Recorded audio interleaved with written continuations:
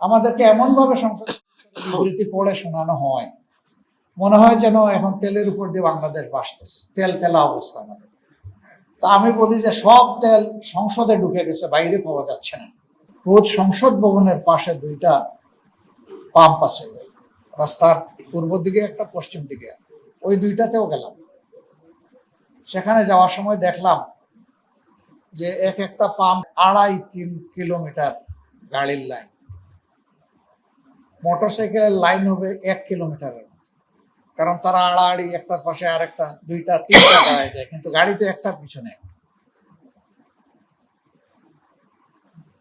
যখন মোটরসাইকেলের লোকদেরকে জিজ্ঞেস করলাম কতক্ষণ, সর্বোচ্চ পাইলাম 5.5 ঘন্টা। কতটুকু পান? বলে যে এই পর্যন্ত অপেক্ষা করে সর্বোচ্চ 500 টাকার তেল পাই। গাড়ির চালক বন্ধুদেরকে জিজ্ঞেস করলাম আপনারা কতটুকু পান? বলে যে আমরা সর্বোচ্চ 2000 টাকার জ্বালানি পাই। এই 2000 টাকায় আপনার চলে? কেউ বলে হ্যাঁ চলে, কেউ বলে চলে না। আমি বললাম যে দিনে কয়বার নেন? তো একটু ক্ষোভের সাথে হাসলেন, একবারেরই দেখা পাই না, কয়বার নেই। যারা বাইক বা রাইডার তাদেরকে জিজ্ঞেস করলাম সারাদিনে কত রুজি করতেন আগে? বলে যে 1,500 থেকে 2,000 টাকা। এখন বলে 600 থেকে 700 টাকা। কেন? প্রথমত তেলের সংকট, দ্বিতীয়ত সময় নাই, সময় তো চলে যায় তেল সংগ্রহ করতে। আর আমরা তো মানুষ, 24 ঘন্টায় তো কিছু ঘুমাইতে হয় আমার, তো এ দিয়ে পরিবার চলে না। তাহলে আপনি এই পেশা কোন পেশায় যাব? সব থেকেই তো বেকারের মিছিল। এটা আমার আত্মনির্ভরশীল একটা পেশা ছিল, এই দিয়ে তো চলতো, এখন তো পারছি না। আগে নিজের হাতেই বাজার খরচ করতাম, এখন যে কোনো কারণে সময়ের অভাবে পারি না। যাওয়া উচিত, দেখা উচিত বাজারে সাধারণ ক্রেতাদের, মানুষের কি অবস্থা। শুনতেছি অনেক কিছুরই দাম বেড়ে গেছে, বাস্তবে গিয়ে যাচাই করে। একটা পাম্প পাইলাম ব্যতিক্রম, সে বললো আগের চাইতে বেশি এখন বিক্রি হয়। আর বলল অন্যান্য পাম্পগুলা বলল যে আমরা আগে যে পরিমাণ তেল পাইতাম, এখন কেউ বললো 3 ভাগের 1 ভাগ পাই সারাদিনে 24 ঘন্টায়, আর কেউ বললো যে অর্ধেক পাই।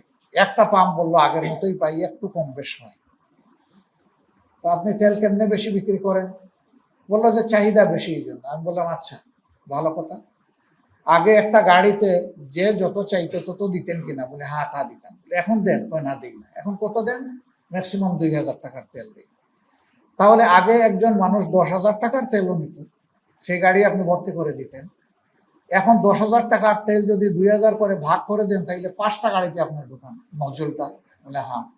বলে একটা গাড়িতে নজল ঢুকানো আর বের করা এবং তেল দেওয়ার যে সময় যায়, 5টা গাড়িতে কম যাবে না বেশি যাবে? বেশি যাবে। আমি বললাম আপনি কি 24 ঘন্টা খোলা রাখেন? জি না। কি করেন? কয় যে 11টা থেকে 11টা আমার বন্ধ থাকে, রাত 11টা থেকে সকাল 11টা। আপনার বিক্রয় ঘন্টা কমে গেল অর্ধেক, আর আবার আপনি বিক্রি করেন বেশি। আমি বললাম ভাই আমি তো সায়েন্সের ছাত্র, আমাকে তো ম্যাথমেটিক্স ফলো করতে হবে, আমার একটু মিলিয়ে দেন। এখন দেখি যে নার্ভাস হয়ে গেছে। এই বিষয়ে যখন আমরা সংসদে কথা বলতে চাই, তখন আমাদের নোটিশগুলা আমলে আনা হয় না, সরকার ভয় পায়। আরে আপনি ভয় পাবেন কেন?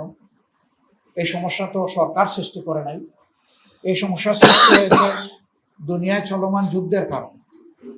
বরঞ্চ এখানে আমরা সবাই মিলে যদি খোলামেলা কথা বলি, তাহলে একটা জাতীয় ঐক্যমতে আমরা বুঝতে পারবো, একটা রাস্তা বের হবে।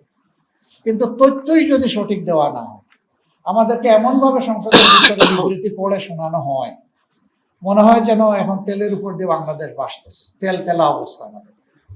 তা আমি বলি যে সব তেল সংসদে ঢুকে গেছে, বাইরে পাওয়া যাচ্ছে না। ওখানে দেখছেন তো কত জাতের তেল দেওয়া হয়। আমরা অনুরোধ করব, লুকোচুরি না, জনগণকে সঠিক তথ্য প্রকাশ করতে হবে। আমরা সহযোগিতা করব। এই দেশ শুধু আপনাদের না, এই দেশ আমাদের, এই দেশ জনগণের দেশ, এই দেশ 18 কোটি মানুষের দেশ।